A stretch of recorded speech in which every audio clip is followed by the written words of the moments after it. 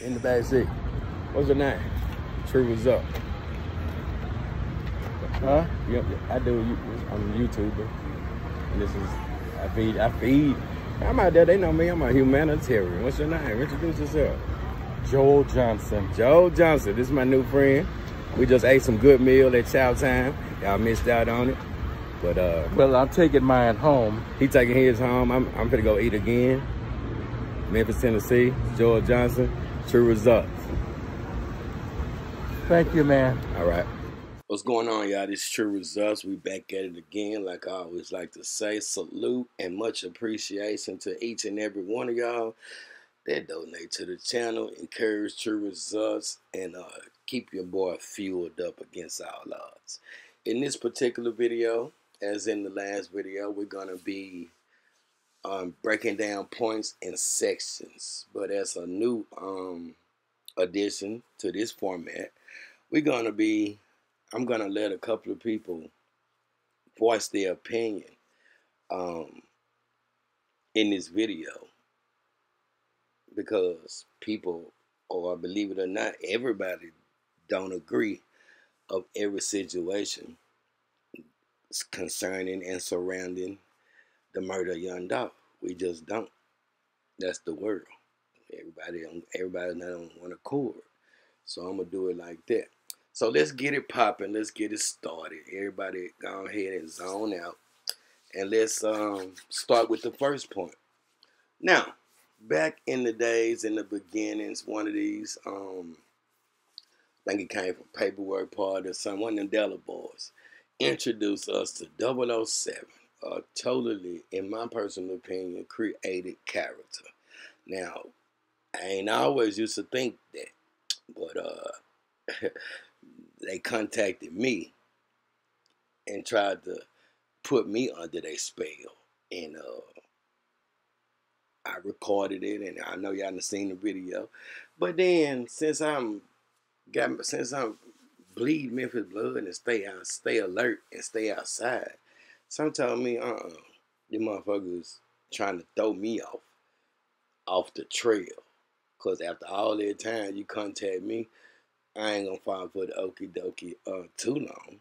So, my point is this. Like I said, I'm letting people talk right here. So this is somebody's opinion talking about Trigger Trade, Caroline Mason, and all that. But what stood out to me is that they kept referring to one of the dudes as Lil 007. And they even told me who he was signed to. And he was from Memphis, Tennessee, right, as you can see. So I went Google. I Googled Lil 007, but I couldn't find Lil 007. I found Lil 00, who's, as you can see, from Memphis, Tennessee. So then I started thinking, what a coincidence that this person says this and reference Lil 007 from Memphis that went back out of town. And somebody created a whole fake 007. So we got Big 007 and we got Lil 007, who don't even have a 7 by his name. But I thought that was coincident, because why would you put 7 if this man's name Lil 00? Unless he took it off. I don't think so. I think that was a slippery. Like somebody knows something. So I just wanted to get your opinion on that. Let's continue. Next segment, True. Now, for you who may not know, back in the days, in the beginning, when I was going to Covington and shit, in the very beginning, both of the brothers, Mark Wilson and Syph on the track, reach out to me through Instagram. I'm going to save Mark Wilson's conversation for either the next video or the video after that, because, yeah, he was a little hostile, right? But I still got that, my boy. Now, they reach out to me, Cyphers, like, bro, why are you talking about stuff you on? I'm like, man, first of all, you see what it say, right? Now, these are big CMG supporters, right? My reason for saying this, this segment is this right here. This detective, whom I also spoke with a couple of times, whenever he can get back to me, I already confirmed that the Covington, the Tipton County, Memphis, Shelby County, what happened to the two ladies was gang retaliation, right? Now, I took that literally, right? Because that's all they involve. Now, I took it a step further, and this is what I came up with. True. All right, y'all. This is in 2017 March, right? This is the one of the first times that the government and local police and all of that targeted Young Mob, right, in 2017, right? Now, what's significant about this, and I'm not going to read the whole thing, but I will scroll down in case I want to read the entire thing because it's too long. Let's just start right here, then I'm going to explain what my point is. Memphis, Tennessee, 14 defendants of a violent drug trafficking street gang, along with 15 individuals not affiliated with Young Mob, were indicted on federal drug charges, right? Let's read that again. 14 defendants of a violent drug trafficking street gang, along with 15 individuals not affiliated. So together that would make 29 individuals, 14 from Young Mob, 15 that were not affiliated with Young Mob. In the first indictment, it says, yesterday, members of the ATF, Memphis Field Office, U.S. Marshal's Office, Tipton County Sheriff's Office, and Shelby County Sheriff's Office. Now, let me do this right here with Tipton County, right? Tipton County is where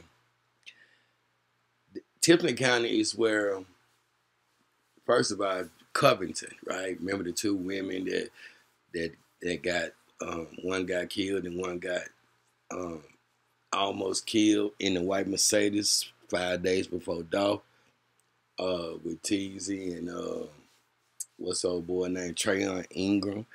Also, Tipton County is where, remember Moneybag Yo, when his album release party got raided, and J Money, Moneybag Yo, his boss man, Head, Marcus Howe of Endless Records, and a whole lot of people got arrested for all kind of. That was a federal target too, right? So when Moneybag Yo be saying too federal, I'm starting to understand what's going on. Now, if you don't know, Moneybag Yo is originally from Walker Homes, which is Young Mob's neighborhood, right? I just want to throw that in there so that you can form your opinion. Now, this is in 2017, right? Now, let's continue. Defendants named in an indictment as members and associates of the Young Mob gang and an armed drug trafficking organization, right?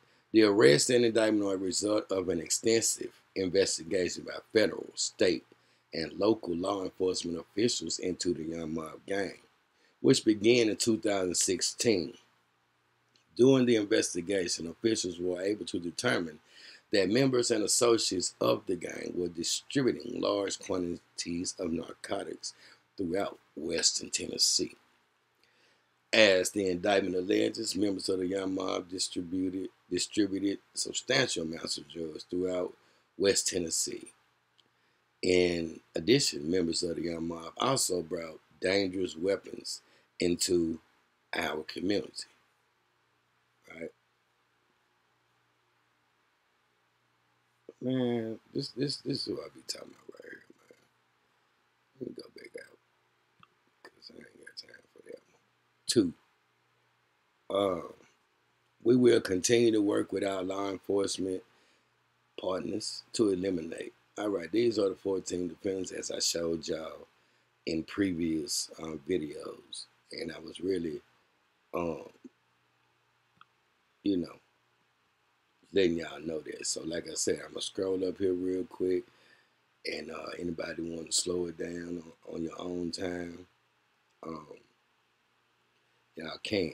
So I'm just gonna do this right quick so that you can take your time and read all that, and we shall continue. And that's it. True. Now, in this video, I believe it's called Stepped On, with Big Homie G, actually no, Straight Drive. I'm like, can anybody tell me who that is back there with the circle around him, standing next to in the middle of the vehicles? Can anybody? Because if anybody can tell me who that is, then I can verify and tie some more stuff together. And it could be two people. It could be Newski right here. It could be Moneybag Yo. It can even possibly be, which I doubt because it don't fit the body frame, Go Van. But I'm going to let y'all do that because I really want to know. Now, since we spoke of R.I.P. Newski, like I said, real well love young man, real respected. Now, y'all see both of the cars. You see the one Newski standing by, across from Uncle Lou's, the front of Uncle Lou's, across from King Gate. And you see the vehicle that was on the Dolph crime scene. Somebody tell me, are they the same? Because them voiceovers, and we'll get to that in a minute, are what's created to throw us off. So that's that. Now, if you're looking at, if you see Pamela Hill in two of these photos, and you see two people standing in front of the truck, how about, like I said, I'm gonna let people, I'm gonna mix it up and let people. Somebody said that they was looking at the crime on their phone. As you can see, the news reporter standing there. This is somebody else's opinion that possibly they were looking at what happened, aka the footage, right? I'm gonna let y'all determine that. I'm just having to do this for the people that, because you never know what people can see that you can't see. But I would think you would have to be there to know that.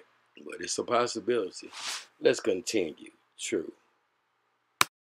Here we go again. Super CMG. He got picked up 2022 or 23. I'm going to read y'all the affidavit for having a stolen gun. The stolen gun came back to exactly what I've been telling y'all. Stolen out of South Haven.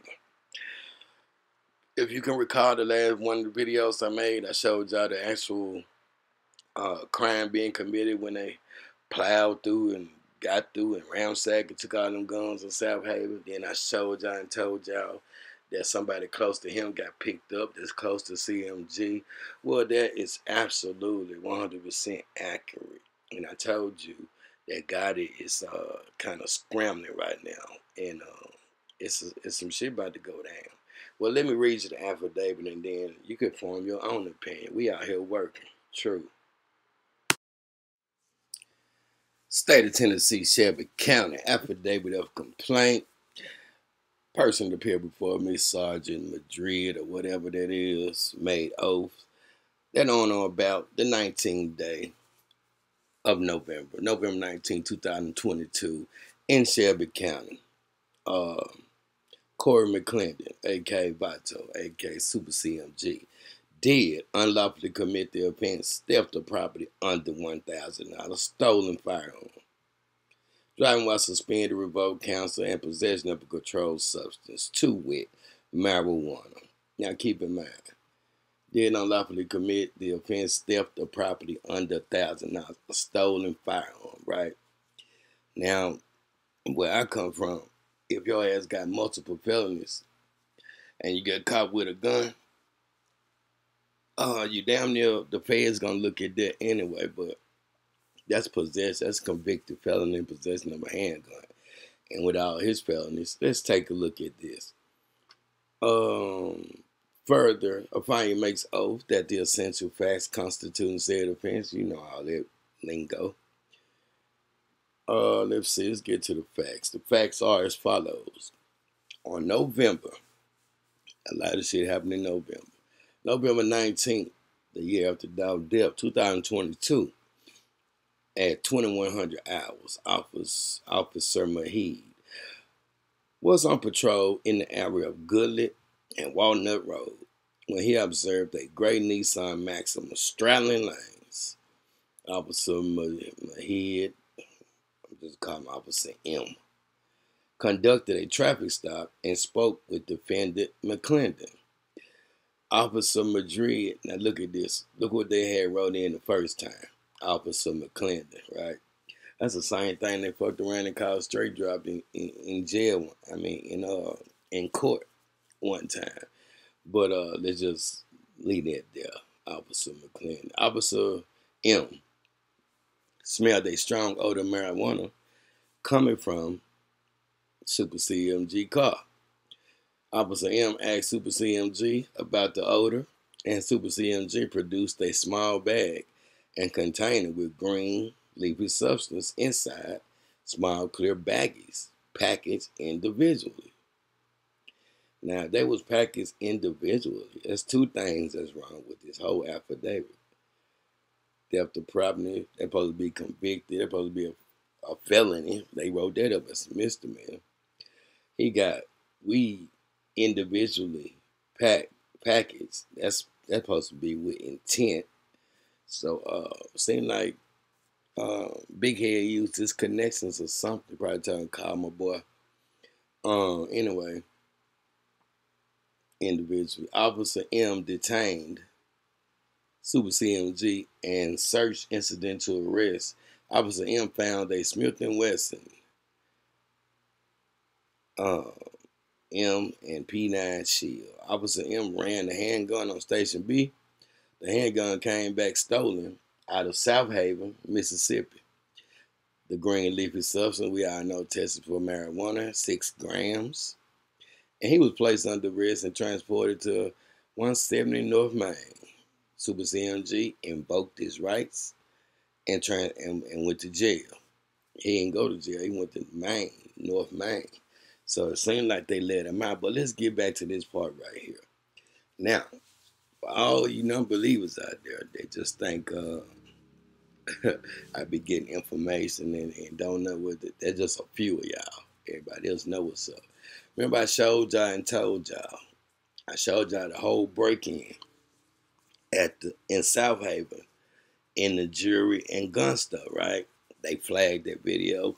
I ain't think that was violent, but used to be on some BS sometime. You know, so they flagged this, so that one didn't get monetized. But I showed y'all the break-in. I've been telling y'all in the last few videos who was picked up, and I showed y'all that's connected to Super CMG. Now, that break-in, that federal, all them guns across them state lines brought in the feds. Now, here's why I'm reading this affidavit, because as you can see, that happened in South Haven. What I'm talking about, what I showed y'all. And if I feel like it, I'll find a link to the video. It wasn't that many back, like 9 or 10 videos back. Was stolen out of South Haven, Mississippi. Now, he got caught with one of those stolen guns that the feds have picked up the case on, right? And this was in 2022.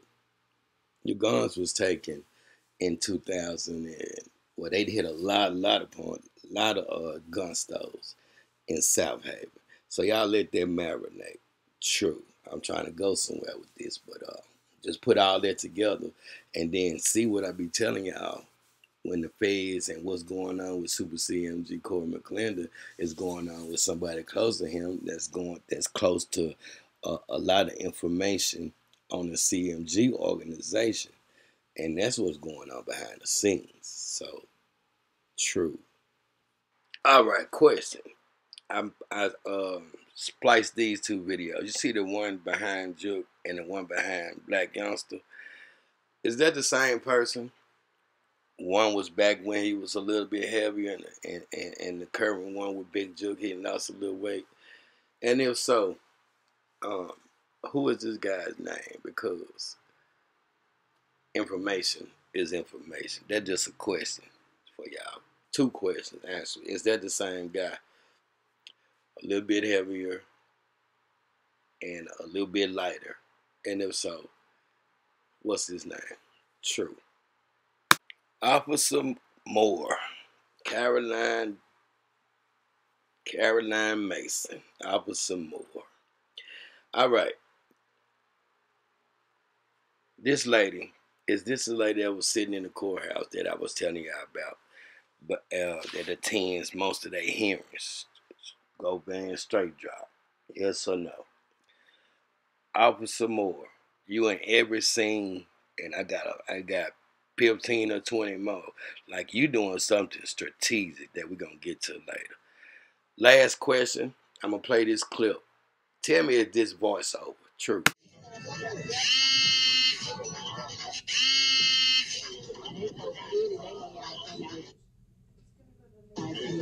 We want to see them right outside. We trying to he inside the place though. They shot the place too.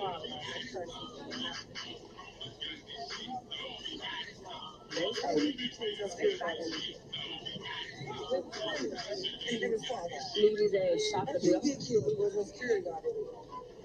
I'm trying to see why he ain't got the guns with him. He probably wasn't even in here. He probably wasn't even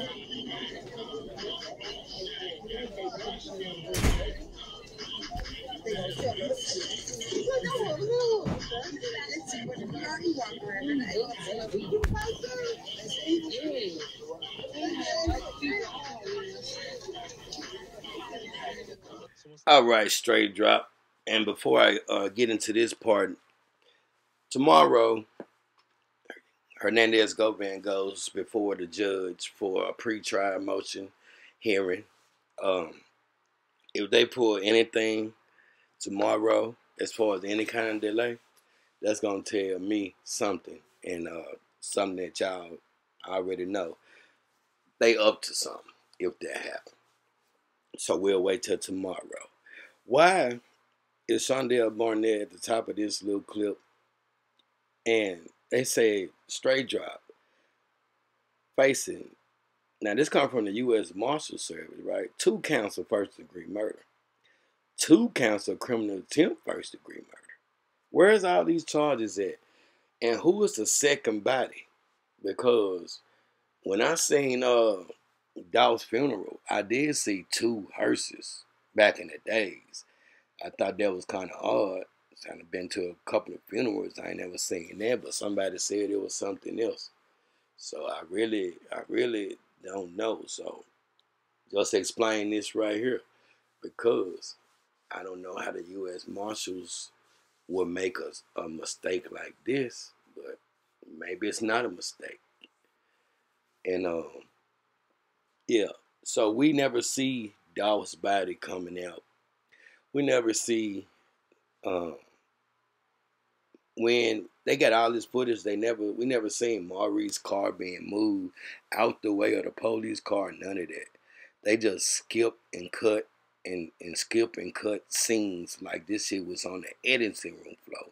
That's why right before this segment, I asked y'all, do y'all hear the voiceover activity in the segment before this, right before I started talking about straight drop, the clip before this?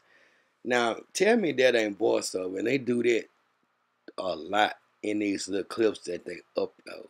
That's how Mr. 22 Shots was able to be psychic with 22 Shots, because that too was a voiceover. So who is staging this like that and why?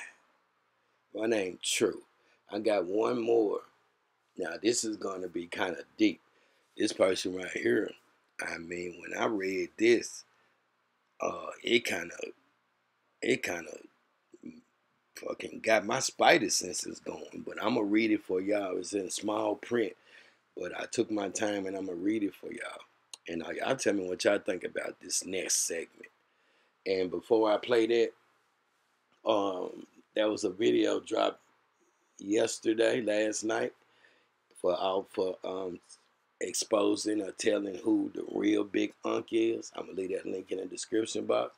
I invite y'all to go check that out because it's part one, and that too will enlighten you about something that you didn't know. So that link will be in the description box. And also, before I go, y'all make sure y'all like, share, and subscribe, and always support True Results. As you can see, we out here working. And like I like to always say, donations are appreciated and very much needed. As you can see in the beginning of this video, I'm versatile. You know, I forgot. I'm glad I found that little clip because that's my partner who was at Child Time eating. But, you know, I pay it forward, and sometimes I don't have everything I need. And that's what family is for. So y'all try to do a little better on the donations. And I'm going to holler at y'all again. Stay blessed, stay true, and stay peaceful. True. Let me read this for y'all because this print is kind of small. So if it's on the screen, you probably don't be able to make it out. So if Yo Gotti baby mama, I guess they talking about Darnisha, the one that got shot in Covington. But let me read. So if Yo Gotti baby mama is related to the detective Caroline Mason, and my personal opinion is that she is a 5-star Mason, and that's how she's able to disguise her ranking so nobody won't question her because her last name is Mason. And she is related to the Makitas and Dolph. Like I said, it was a family hit, and the Makitas location was just a perfect place to set it up. Yo Gotti wanted him dead because he was starving them in the music business. Remember the 2 videos you showed about the music industry and what they're doing to these artists? Connect the dots. More, let me put this marker over here because it's so small. Connect the dots. More people wanted him dead. And Makitas wanted him dead because he was taking ownership of the cookie company. Not because he wanted the cookie shop, but business is business. They didn't pay him the money he gave them for opening the business. I believe it was a private contract between family, Raven family, and Dolph. Remember, Pamela Hills, the wife to Maurice Hill, said on video that Dolph was an entrepreneur. See, God wants the people of Memphis to wake up. She said on video he's an entrepreneur, and what do entrepreneurs do? They help people open businesses. As I'm writing to you guys, the part about the entrepreneurship just came to me. Connect the dots. I personally don't believe he would put his name on a bank loan contract. I'll explain. But I hope he did. When they opened the cookie shop with the bank loan, they needed a cosigner. I don't think he wanted the feds in his business.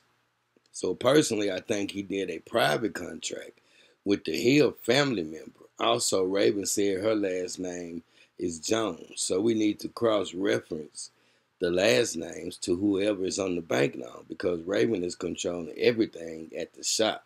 She's on the TV. She's working there. She's hiring. She's firing. Who really owns that shop? We all know with a bank loan, you have to bring so much to the table before they even give you a loan. Raven family didn't have enough money, so he did a private contract with them or her. A lot of people had a hit on Young Dolph head. Everybody probably was trying to figure out who was going to take him out first and get the bag. And they figured the cookie shop was the perfect place. Next to the highway, next to the gas station. And I heard somebody say it was a hotel over there across the street. So whoever came in town to assist, maybe the guys they had in front of the video acting like they were shooting, or maybe was shooting I need to see some more videos of fire or smoke coming out them guns. And the other guy that came from the store acting like he was shooting at the car, talking about Marcus. If that person came with Dolph and had that Draco on him in the shop, why didn't he get shot? Why he didn't shoot back in the shop? So now you have to figure out who was he. They were just some stage people from out of town. Make sure you get your tanks full, just in case you happen to get in a high-speed chase, which I don't think that was going to happen, because Caroline Mason had HNIC investigation unit, not sending no assistance, no medical, no nothing. But God said, but they thought they had the perfect timing and the perfect cover-up. And the cover-up story was everybody knew people wanted him dead, CMG. Everybody knew, and some of the streets, everybody knew. And the cover-up story was everybody knew people wanted him dead. Everybody knew where he was going to be. But if you look at Yo Gotti brother on video, the day after Dolph was killed, look at the date, speaking, and you will see he explained everything. Listen to it, word by word. He's talking about they messed up bad. The jewelry that they stole, they can't pawn them. And when he get them out, that mess, he want 10% of everything. It will never be talked about again, and he'll go far away. He went far away to my big juke. That video alone should put people in jail. That's why the owner of the property said they are killers. Why would she say that? I know Dolph had to talk with her if he's taking ownership of the cookie company, because when you transfer everything over, she had to be there to sign papers to put him as the new leaser on that property. So when he brought the money to the hills to buy them out, who else knew that Dolph had a bag with him that day? This trying to make a little bit of sense, because before that happened to Dolph, they ain't had no equipment. They couldn't keep up with production. They couldn't do nothing. They was in a hole in the red. Cook wasn't selling no cookies. Yeah. But this is somebody else's opinion, though. So who else knew that Dolph had a bag with him that day? All the people that was in that circle to set up that assassination. They had no intentions on signing over their rights to the shop. Remember, she said on video her family hard-earned sweat with the shop, and they probably figured, who do Dolph think he is to come take over the family shop and change it into whatever he wanted after we sweated? But that's what they had him to believe, that they were going to relinquish their rights to the shop. Somebody needs to talk to the owner of the property. And the only person that was close enough to get him, and especially for him to bring that amount. Hold up, they're getting interesting. Hold on for a minute, y'all. Let me go to the rest of it. Interesting. Let me see. Talk to the owner of the property. The only person that was close enough to get to him, and especially for him to bring that amount of money with him. No security. He trusted them people. At first I thought his mother wasn't involved. But now after the interview that God is dealing with me about, I'm starting to think she is. Not his mother, the mother, to my Pamela. That's why if you look at that video with Maurice and Pamela talking about Dolph being an entrepreneur, he was looking dead in her mouth to make sure she didn't miss a beat. Watch the video. You know, they do say the apple doesn't fall too far from the tree. Think about it. Think about it. Shooters or killers don't have a job. They are just a phone call away to do the hit. Remember, it was planned already, in my opinion. Raven and Dolph probably had already discussed this a year in advance. Everybody knew what their position was. Everybody knew where they were supposed to be that day and wait for what they thought was the perfect cover-up. And I heard that Dolph went to the cookie shop twice that day. So now I'm thinking the first time he went to the cookie shop, a transaction of ownership was supposed to have went down, but it didn't because something or someone wasn't in place. They were ready, but because he came at a different time, his time probably too early, it threw them off. You think Dolph will actually let somebody know the exact timing of when he's going to be there with $1 million to buy Makitas or something like that? That's already a dangerous situation. He taking somebody's business from them, but he trusted them. That's why he didn't come with security. He didn't think they would set him up. Come on, y'all. Dolph is smarter than that. So he bought the cookies the first time and then came back. And Raven probably gave him some story as to why they wasn't ready. But when he came the second time, they was ready. And that shooter was already in the bathroom. And when that bathroom door opened, that's when young Dolph seen them and was fighting for his life. That's why the table broke inside in the shop and couldn't be found if you're looking on the videos. The police was all in the bathroom. And one more thing, go back to the opening of the cookie shop. Follow the trail in Dolph's own video when he was at the cancer center. He said they took care of a few people in his family. Makita, the little girl, was one of Dolph's family members.